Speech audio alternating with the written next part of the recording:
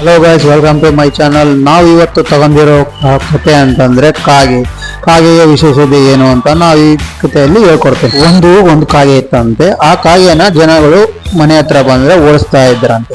ಆಗ ಆ ಕಾಗೆ ಏನ್ ಮಾಡ್ತು ಅಂತಂದ್ರೆ, ಕಾಗೆಗಳ ಹತ್ರ ಗುಂಪು ಹತ್ರ ಬಂದು ನಮ್ಮನ್ನ ಈ ತರ ಯಾಕೆ ಓಡಿಸ್ತಾರೆ, ನಾವಂದ್ರೆ ಯಾಕೆ ಇಷ್ಟು ಕೆಟ್ಟದಾಗ ಮಾಡ್ತಾರೆ ಅಂತೇಳಿ ಎಲ್ಲ ಮೀಟಿಂಗ್ ಮಾಡಿದ್ವಂತೆ. ಇದಕ್ಕೆ ಪರಿಹಾರ ಅಂತ ಹೇಳ್ಬಿಟ್ಟು ನಾವು ಜನಗಳಿಗೆ ಯಾಕೆ ಅವಶ್ಯಕತೆ ಆಗ್ಬೇಕು ಅನ್ನೋದು ಒಂದು ಉತ್ತರನ ನಾವು ಕೊಡ್ಲೇಬೇಕಂತ ತೀರ್ಮಾನ ಮಾಡಿ ಕಾಗೆಗಳೆಲ್ಲ ಸೇರ್ಕೊಂಡು ಒಂದ್ ಕಾಗೆಯನ್ನ ಸೀದಾ ರಾವಣನ ಹತ್ರ ಕಳಿಸಿದ್ವಂತೆ. ರಾವಣ, ನಮ್ಗೆ ಜನಗಳು ತುಂಬಾ ಬೇಸರ ಮಾಡ್ತಿದ್ದಾರೆ, ಹಾಗಾಗಿ ನಾವು ಏನಾದ್ರೂ ಮಾಡ್ಬೇಕು ಅಂತ ತೀರ್ಮಾನ ಮಾಡ್ಕೊಂಡು ಜನಗಳು ನಮ್ಮನ್ನ ಕಾಯ್ಬೇಕು, ಆ ತರ ನೀನ್ ಮಾಡ್ಬೇಕು ಅಂತ ಹೇಳಿದ್ರು. ಆಗ ರಾವಣ ಆಯ್ತು ಅಂತಂತ ಕಾಗೆ ಬಂತು ಅಂತ. ಯಾಕೆ ಈ ತರ ಬಂತು? ರಾವಣ, ಇದನ್ನೆಲ್ಲ ನಾನು ಒಂದು ಚರ್ಚೆ ಮಾಡ್ಬೇಕು, ನಾನು ಸೀದಾ ಆ ಪರಮಾತ್ಮನ ಹತ್ರ ಚರ್ಚೆ ಮಾಡ್ತೀನಿ, ಆಮೇಲೆ ನಿಮ್ಮನ್ನ ಜನಗಳೇ ಕಾಯ್ಬೇಕು ಆ ರೀತಿ ಮಾಡ್ತೀನಿ ಅಂತೇಳಿ ಸೀದಾ ಪರಮಾತ್ಮನ ಹತ್ರ ಹೋಗಿ ಸೀದಾ ಹೇಳಿದಂತೆ. ಆಗ ಪರಮಾತ್ಮ ಆಯ್ತು, ಜನಗಳು ನಿಮ್ಮನ್ನ ಕಾಯ್ಬೇಕು ಅಂತ ಹೇಳ್ಬಿಟ್ಟು ತಥಾಸ್ತು ಅಂತ ಹೇಳಿದಂತೆ. ಒಂದಿನ ರಾವಣ ಮತ್ತು ಜನಗಳ ನಡುವೆ ಮಾತುಕತೆ ನಡೀತಾ. ನೋಡಿ ಜನಗಳೇ, ನಮ್ಮಿಂದ ನೀವು, ನಿಮ್ಮಿಂದ ನಾವಲ್ಲ ಅಂತ ಹೇಳ್ಬಿಟ್ಟು ರಾವಣ ಹೇಳಿದಂತೆ.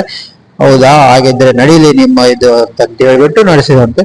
ಆಗ ಕಾಗೆಗಳೆಲ್ಲ ಸೇರ್ಕೊಂಡು ನಾನೆಲ್ಲ ಮಾತಾಡ್ಕೊಂಡ್ ಬಂದಿದ್ದೀನಿ ಅಂತ ಹೇಳ್ಬಿಟ್ಟು ರಾವಣ ಬಂದು ಹೇಳಿದಂತೆ, ನಾಳೆ ನಾನು ಶಿವನ ಹತ್ರ ಮಾತಾಡಿ ಬಂದಿದ್ದೀನಿ ಅಂತ ಹೇಳಿ ಕಾಗೆಗಳು ಹೇಳದಂತೆ. ಕಾಗೆಗಳು ಸೇರ್ಕೊಂಡು ಆಯ್ತು ಅಂತೇಳಿ ಎಲ್ಲ ಹೇಳದಂತೆ.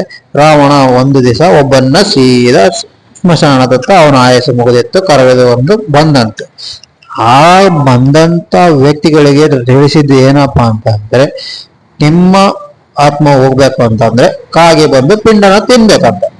ಜನ ಸತ್ ಮೇಲೆ ಕಾಗೆನ ಕಾಯ್ದಾ ಕುಂದಿದ್ರಂತೆ. ಕಾಗೆ ಇನ್ನೂ ಬಂದಿಲ್ವಲ್ಲ ಅಂತಂದೇಳಿ. ಯಾಕೆ ಬಂದಿಲ್ಲ? ರಾವಣ ಹೇಳಿದ್ಮೇಲೆನೆ ಕಾಗೆ ಬರೋದು, ಅಲ್ಲಿವರೆಗೂ ಜನ ಕಾಯ್ತಾನೆ ಇರ್ಬೇಕು. ಅವತ್ತಿಂದ ಜನಗಳಿಗೆ ಗೊತ್ತಾಯ್ತು, ಕಾಗೆಯು ಒಂದು ದೊಡ್ಡ ಯಮನ ವಾಹನ, ಅವನ ಆಜ್ಞೆ ಇಲ್ಲದೆ ಕಾಗೆ ಬರಂಗಿಲ್ಲ. ಅವತ್ತಿಂದ ಕಾಗೆನ ಜನ ಕಾಯ್ಲೇಬೇಕು, ಕಾಗೆ ಬಂದು ತಿನ್ನೋವರೆಗೂ ಆತ್ಮಕ್ಕೆ ಶಾಂತಿ ಸಿಗಲ್ಲ ಅಂತ ಹೇಳ್ಬಿಟ್ಟು ನಂಬೋಗೆ ಶುರು ಮಾಡಿದ್ರು. ಇಷ್ಟೇ ಕತೆ, ಬಟ್ ಮಿಸ್ಟೇಕ್ ಆಗಿದೆ, ಸಾರಿ.